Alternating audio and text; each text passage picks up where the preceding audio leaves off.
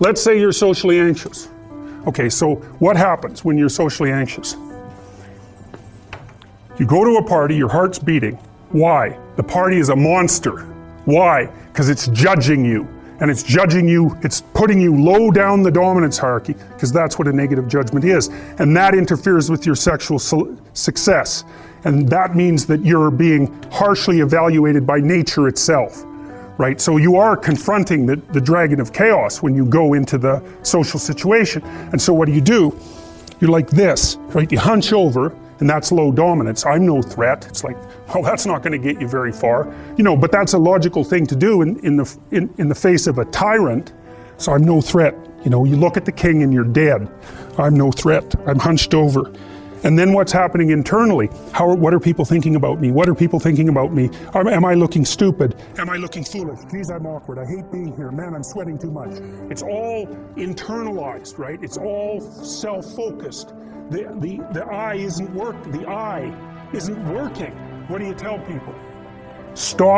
Don't stop thinking about yourself, because you can't. It's like, don't think of a white elephant. White elephant, white elephant, white elephant. You can't tell someone to stop thinking about something because they get caught in a loop. What you do with socially anxious people is you say, look at other people. Look at them, right? Why? Because if you look at them, you can tell what they're thinking. And then unless you're terribly socialized, and some people are. Some people have no social skills, and so the reason they can't go to a party is because they don't even know how to introduce themselves. Like no one ever taught them how to behave. But most people aren't like that. They have the ability. So if they're really introverted and high in neuroticism, they can usually talk quite well to someone one-on-one. Why? Because they look at them. Well, if I look at you, it's another thing to do if you're ever speaking to a group of people. Never speak to the group of people. That doesn't exist. You talk to individuals, and then they reflect for you the entire group, because they're all entrained. So you look at one person, they broadcast to you what everyone's thinking, and you know how to talk to one person. So it's easy. And you start watching, well, then all your automatic mechanisms kick in, and you stop being awkward. Because if we're talking, and I'm looking here, I don't know what you're going to do next, and I'm going to put disjunctions into they're like bad chords in the melody of our conversation. And the reason is I'm not paying attention. So that's why the eye is the thing at the top of the pyramid. It's like the thing that enables you to win the set of all possible dominance hierarchies is the eye. Pay attention. Pay attention. That's the critical issue. That's why the Egyptians worshipped Horus.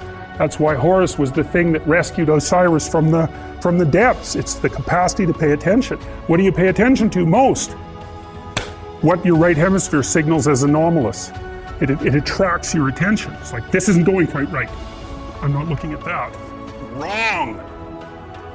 That's what you look at. That's what you look at.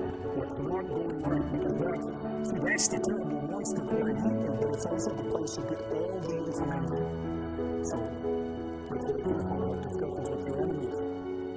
Because they will tell you things you do not know. And that's such a great thing, because if you don't know them, well, you're not very smart, are you? You know, there may be a time when you go somewhere that's the thing you need to know.